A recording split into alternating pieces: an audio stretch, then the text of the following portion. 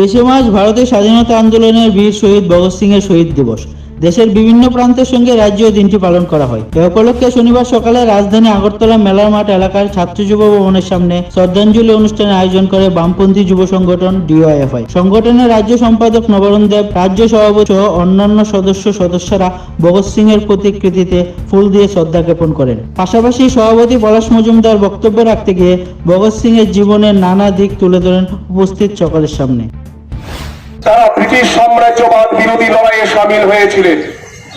আমরা যদি ভগৎ সিং এর জীবনী দেখি, আমরা লক্ষ্য করব যে ভগৎ সিং এর বয়স যখন মাত্র 12 বছর, তখনই ভগৎ সিং ব্রিটিশ সাম্রাজ্যবাদ বিরোধী লড়াইয়ে সামিল হয়েছিলেন এবং বিশেষ করে তৎকালীন সময়ে জালিয়ানওয়ালাবাগে শিখদের উপর যে ভয়ঙ্কর হত্যাকাণ্ড সংঘটিত হয়েছিল, যে হত্যাকাণ্ডের ফলে প্রায় 20,000-এর বেশি মানুষের প্রাণহানি ঘটেছিল, এই ঘটনা ভগৎ সিংকে দারুণভাবে দাগ কেটে যায় এবং স্কুলে পড়ার সময় ভগৎ সিং এই জালিয়ানওয়ালাবাগ হত্যাকাণ্ডের যে ঘটনা যেখানে সংঘটিত হয়েছিল সেখানে ছুটি গিয়ে এই হত্যাকাণ্ডের স্থান থেকে মাটি সংগ্রহ করে সেই মাটি বোতলের মধ্যে ভরে রেখেছিল এবং প্রতিদিন এই বোতলের সামনে দাঁড়িয়ে ভগৎ সিং শপথ গ্রহণ করত যে ব্রিটিশ সাম্রাজ্যবাদকে ভারতবর্ষের মাটি থেকে উৎখাত করতে হবে।